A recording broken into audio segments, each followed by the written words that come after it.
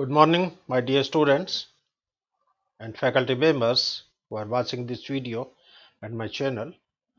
Myself, Dr. K.C. Soni, Associate Professor in Zoology, Government Lohia Postgraduate College, Churu, affiliated to Maharaja Ganga Singh University, Bikaner.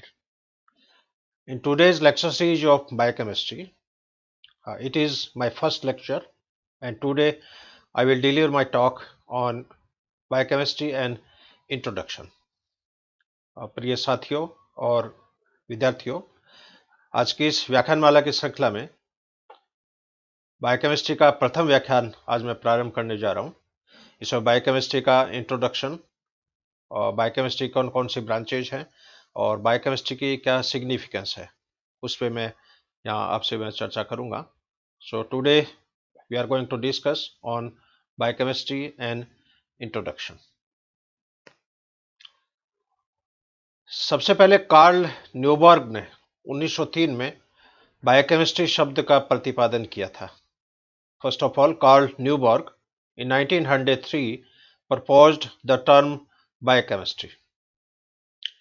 It is related with study of chemical nature and chemical behavior of living matter. Biochemistry living matter की रासायनिक प्रकृति, chemical nature और उसके chemical behaviour से संबंधित अध्ययन से होती है। So biochemistry is related with study of chemical nature and chemical behaviour of living matter. इसकी एक डेफिनेशन और है, it is related with biological phenomenon in chemical reference, अर्थात जैविक परिघटनाओं का रासायनिक संदर्भ में जो अध्ययन किया जाता है वो बायोकेमिस्ट्री के अंतर्गत होता है। हाँ, एक परिभाषा इसकी और है, biochemistry is the science concerned with the chemical basis of life, अर्थात बायोकेमिस्ट्री विज्ञान की वह शाखा है जो लाइफ के रासायनिक आधार से संबंधित है। Biochemistry is the science which is concerned with the chemical basis of life. इसकी मोर रिफाइंड जो डेफिनेशन है, that is biochemistry is the branch of science which deals with the chemical process that going on in living matter, अर्थात किसी भी सजीव में होने वाली रासायनिक परिघटना होने वाली किसी भी बायोलॉजिकल एक्टिविटीज का रासायनिक संदर्भ में जब अध्ययन किया जाता है तो वो बायोकेमिस्ट्री कहलाता है। Biochemistry is the branch of science which deals with the chemical process that go on in living matters, अर्थात बॉडी के अंदर होने वाली जितने भी केमिकल रिएक्शंस हैं, रासायनिक परिघटनाएं हैं, उन सभी का अध्ययन बायोकेमिस्ट्री के अंतर्गत शामिल किया जाता है। बायोकेमिस्ट्री की मुख्य जो शाखाएं हैं वर्तमान में जो प्रचलन में है, उसमें जैसे एनिमल बायोकेमिस्ट्री, ये एनिमल सेल से संबंधित होती है। प्लांट बायोकेमिस्ट्री, ये प्लांट सेल में होने वाली केमिकल रिएक्शन से संबंधित है। माइक्रोबियल बायोकेमिस्ट्री, ये सूक्ष्म जीवों में जो साइकिल्स होती है उनके अध्ययन से संबंधित है। और मेडिकल बायोकेमिस्ट्री, ये मेडिकल साइंस में, मेडिकल बायोकेमिस्ट्री में जितनी भी बॉडी के अंदर होने वाली उपापचय क्रियाएं हैं, कैटाबॉलिज्म है, एनाबॉलिज्म है, उन सभी की स्टडी इस ब्रांच के अंदर की जाती है। With advent of new technology few more branches established, अब जो जो नई नई डिस्कवरी होती गई, नई नई क्राइटेरिया है, नई नई जो टेक्निक्स हैं वो डेवलप होती गई, उसके साथ साथ इस बायोकेमिस्ट्री से संबंधित नई शाखाओं का भी सूत्रपात हुआ, जैसे एंजाइमोलॉजी, अब ये जो ब्रांच है एंजाइम की स्टडीज से संबंधित है। क्लिनिकल बायोकेमिस्ट्री, ये जितनी भी पैथोलॉजिकल बायोकेमिकल डायग्नोसिस जो होती है पेशेंट्स की, उनके बायोकेमिकल टेस्ट से संबंधित है। मॉलिकुलर बायोकेमिस्ट्री, मॉलिकुलर लेवल पे होने वाली जितनी भी परिघटनाएं हैं उन सब का इसके अंदर अध्ययन किया जाता है। एग्रीकल्चर बायोकेमिस्ट्री, ये एग्रीकल्चर प्रोडक्शंस में जितने भी खेतों के अंदर क्रॉप्स हैं, फसलें हैं, उनके अंदर क्या क्या केमिकल चेंजेज हो रहे हैं, क्या क्या केमिकल रिएक्शंस उसमें संपादित होती है, उससे संबंधित हैं। फार्मेकोलॉजिकल बायोकेमिस्ट्री, ये बायोकेमिस्ट्री भेषज विज्ञान, फार्मेकोलॉजी से संबंधित है, और जो भी ड्रग्स जो सिंथेसाइज होती है, ड्रग मैन्युफैक्चर होती है, उसमें कोई न कोई केमिकल्स होता है, और उस केमिकल्स का बॉडी के अंदर जाके क्या उसकी एक्शन होती है, क्या रिएक्शंस होता है, उससे संबंधित परिघटनाओं का इस ब्रांच के अंदर अध्ययन किया जाता है। अब इसमें अलग अलग थ्योरीज हैं। अब ये तो बायोकेमिस्ट्री की पूरी डिटेल स्टडी करें तो लगभग 100 साइंटिस्ट का कंट्रीब्यूशन इसमें अब तक हो सकता है। लेकिन मेन मेन जो कंसेप्ट है इसमें, जिसमें कुछ पुराने हैं कुछ नए हैं, उन सभी को बहुत ही संक्षेप में मैं टच करते हुए आपसे मैं चर्चा करूंगा। First is vital force theory. ये सिद्धांत कुछ जर्मन वैज्ञानिकों ने प्रतिपादित किया था। German scientist propose that the difference between living and non living is due to presence of vital force. इन वैज्ञानिकों ने बताया कि सजीव और निर्जीव के बीच में जो अंतर होता है, मुख्य जो डिफरेंस होता है, वो किसी जैविक बल की उपस्थिति के कारण होता है। That is due to presence of some vital force which is present in only living beings. और ये वाइटल फोर्स जो होता है ये केवल जीवित कोशिकाओं में ही, जीवित प्राणियों के अंदर ही पाया जाता है। हाँ, इसके पश्चात फ्रेडरिक वॉलर, इन्होंने 1828 में ह्यूमन के यूरिन से यूरिया को पृथक किया। He isolate the urea from human urine. After this invention he wrote to Berzelius. इस खोज के पश्चात इन्होंने बर्जीलियस को एक पत्र लिखा है। कुछ उस पत्र के ये कुछ अंश हैं। ये बर्जीलियस को जो लिखे गए शब्द है उनका ये कलेक्शन है यहाँ पर। It can no longer as is were hold back by chemical urine, and I have to let out that I can make urea without needing a kidney, whether of man or dog. The ammonium salt of cyanic acid is urea. तो इन्होंने Berzelius को ये सीधे शब्दों में लिखा है कि अब मैं मानव के यूरिन से और किसी भी मैमल्स के यूरिन से मैं यूरिया की फॉर्मेशन कर सकता हूँ, और यूरिया कुछ नहीं है, ये साइनिक एसिड का अमोनियम साल्ट है। इसके पश्चात जस्टस वॉन लिविंग 1820, इनको फादर ऑफ एग्रीकल्चर केमिस्ट्री के नाम से भी जाना जाता है। इन्होंने क्लोरोफॉर्म की खोज की और इन्होंने एक पुस्तक का भी प्रतिपादन किया। इस पुस्तक का टाइटल था organic chemistry, its application to physiology and pathology. क्योंकि क्लोरोफॉर्म की इन्होंने खोज की और क्लोरोफॉर्म का लाइफ जो है, ह्यूमन लाइफ है, इसके अलावा और मैमल्स की जो लाइफ है, स्तनधारियों की लाइफ है, उनकी फिजियोलॉजी पे क्लोरोफॉर्म का बेहोश करने के बाद में क्या प्रभाव पड़ता है, उससे संबंधित खोज का समावेश इस पुस्तक के अंदर किया गया है। हाँ, इसके पश्चात स्लीडेन एंड स्वान, ये काफ़ी फेमस है, दोनों साइंटिस्ट है। इसमें स्लीडेन जो है ये तो बॉटनिस्ट हैं और स्वान जो है ये जोलॉजिस्ट है। इन दोनों वैज्ञानिकों ने मिलकर कोशिका सिद्धांत का प्रतिपादन किया। They propose the cell theory, और इस सिद्धांत के अनुसार cell is the structural and functional unit of life. कोशिका सजीवों की संरचनात्मक और क्रियात्मक इकाई होती है।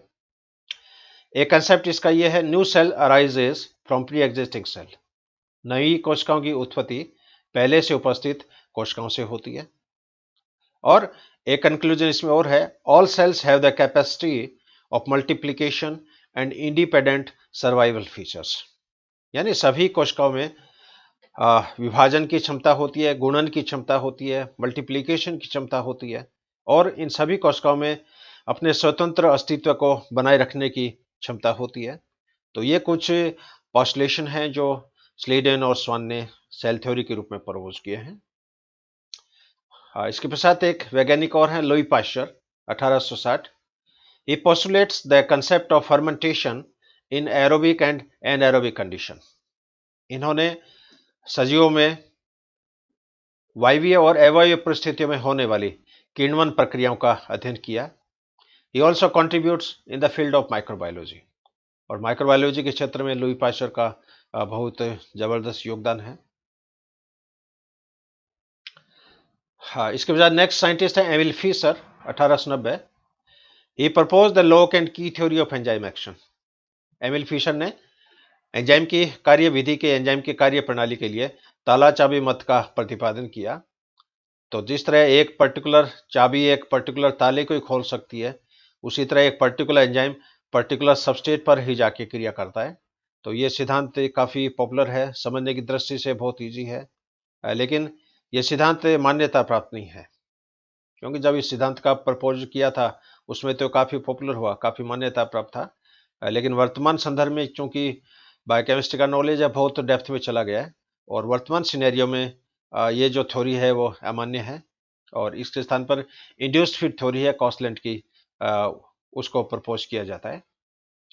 इन्होंने describe the geometry of D glucose, इन्होंने डी ग्लूकोज की ज्यामितीय संरचना जो है उसका भी वर्णन किया। He proposed the isolation method of amino acids produced from protein. इन्होंने प्रोटीन से एमिनो एसिड के पृथक्करण की विधि की भी इन्होंने खोज की। तो ये कुछ ग्रेट कंट्रीब्यूशन है साइंटिस्ट एमिल फिशर के।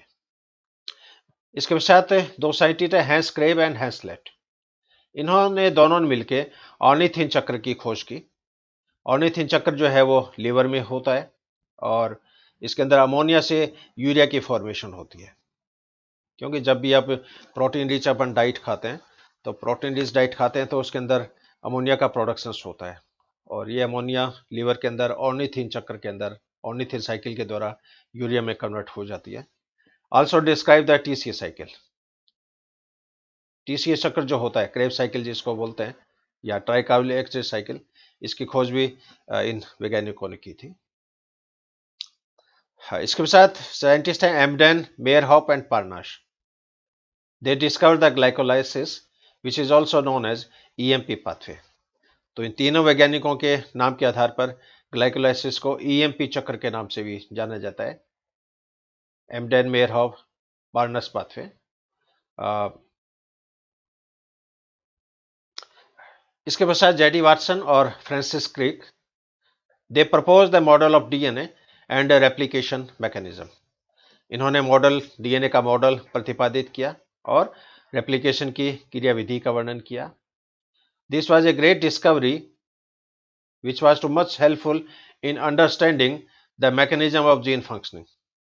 तो ये जो विधि है काफ़ी पॉपुलर है और जीन की कार्य प्रणाली को समझने में जेडी वाटसन का बहुत बड़ा रोल है, क्योंकि इन्होंने बीडीएनए का मॉडल जो है वो जेडी वाटसन ने ही प्रपोज किया था। इसके साथ इंडियन बॉर्न साइंटिस्ट है Hargobind Khorana, 1964। He synthesized a 77 nucleotide long chain. इन्होंने 77 न्यूक्लियोटाइड वाली कृत्रिम डीएनए की श्रृंखला का इन्होंने लेबोरेटरी के अंदर ही आविष्कार किया। This chain was used for protein synthesis in in vitro condition. इस श्रृंखला का उपयोग इनविट्रो माध्यम में प्रोटीन संश्लेषण के लिए किया गया। He also propose the secrets of genetic code. इन्होंने जेनेटिक कोड के जो सीक्रेट्स हैं, जो हिडन जो मैसेज है, हिडन इंफॉर्मेशन है, उनके बारे में भी अपनी अवधारणा इन्होंने प्रस्तुत की। हाँ, इसके पश्चात Jacob and Monod, 1963, they propose the concept of central dogma.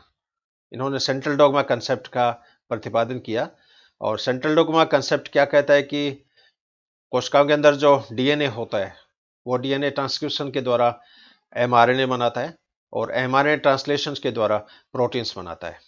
अर्थात डीएनए में जो हिडन इंफॉर्मेशन जो है वो हिडन इंफॉर्मेशन डीएनए से एमआरएनए के अंदर आ गई न्यूक्लियोटाइड के रूप में और एमिनो एसिड से ये सूचनाएं प्रोटीन में आ गई एमिनो एसिड्स के रूप में। तो इस तरह इन्होंने ये जो फ्लो है इंफॉर्मेशन का डीएनए से एमआरएनए, एमआरएनए से प्रोटीन, सूचना का ये जो फ्लो जो है इसको सेंट्रल डोग्मा के नाम से जाना जाता है। लेकिन वर्तमान में सेंट्रल डोग्मा के भी अनेक अपवाद है, क्योंकि रेट्रोवायरस है वो मौजूद है, प्रायन वायरस है वो डिस्कवर हो गए और ये सभी जो है इस सेंट्रल डोग्मा कंसेप्ट को फ्लॉप करते हैं, इसके अगेंस्ट में ये व्याख्याएं करते हैं। लास्ट में significance of biochemistry, structure and properties of components involve in formation of cells and tissue. कोशिका और ऊतकों के निर्माण में काम आने वाले कंपोनेंट्स की संरचना और उनके लक्षण, उनकी कार्य प्रणाली के अध्ययन के बारे में इस शाखा का बहुत बड़ा योगदान है।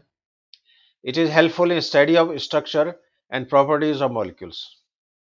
ये शाखा विभिन्न मॉलिक्यूल्स की संरचना और उनके लक्षणों, उनके गुणधर्म के अध्ययन से संबंधित है। Catalytic studies of enzymes, enzyme के उत्प्रेरण अध्ययन में इसका बहुत बड़ा योगदान है। Transformation of food component into protoplasm makeup, transformation के द्वारा खाद्य पदार्थ के जो कंपोनेंट्स हैं इसका प्रोटोब्लास्ट के निर्माण में कैसे रूपांतरण होता है उसके अध्ययन इस ब्रांच में किया जाता है। सेलुलर मेटाबॉलिज्म, कोशिका में होने वाली जितनी भी उपापचय क्रियाएं हैं उन सभी का अध्ययन बायोकेमिस्ट्री में किया जाता है। केमिस्ट्री ऑफ हेरिडिटी, वंशागति का जो सिद्धांत है वो सिद्धांत इस शाखा के अंदर अध्ययन किया जाता है। मॉलिकुलर बेसिस ऑफ लाइफ, जीवन का आणविक आधार जो है उसका अध्ययन इस ब्रांच में किया जाता है। इन डिफरेंट डायग्नोस्टिक टेस्ट, विभिन्न प्रकार के निदान परीक्षणों में बायोकेमिस्ट्री का यूज किया जाता है। इन इन्वेंशन ऑफ न्यू ड्रग्स, नई औषधियों के संश्लेषण में इस टेक्निक का इस ब्रांच का बहुत बड़ा योगदान है। To solve the fundamental problem of pharmacology and life science, pharmacology और लाइफ साइंस में होने वाली मूलभूत जो परिघटनाएं हैं उनको सॉल्व करने में इस ब्रांच का बहुत बड़ा योगदान है। It is also helpful in recent branches like molecular biology, biotechnology and genetic engineering. तो विज्ञान की यह शाखा वर्तमान में जो उभर के आ रही नई शाखाएं जो है उनके साथ भी इसका संबंध है, डायरेक्टली इनडायरेक्टली, जैसे मॉलिकुलर बायोलॉजी, बायोटेक्नोलॉजी और जेनेटिक इंजीनियरिंग। तो ये एक बहुत ही शॉर्ट में नटसेल में आज का मेरा व्याख्यान बायोकेमिस्ट्री एंड इंट्रोडक्शन। नेक्स्ट व्याख्यान से अपन बायोमोलिक्यूल जो है जिसमें कार्बोहाइड्रेट है, प्रोटीन है, फैट है, लिपिड्स हैं, न्यूक्लिक एसिड्स हैं, एंजाइम्स हैं, उन सभी में मैं आपसे चर्चा करूंगा। तब तक के लिए धन्यवाद। Have a good day, have a great day. Thank you very much.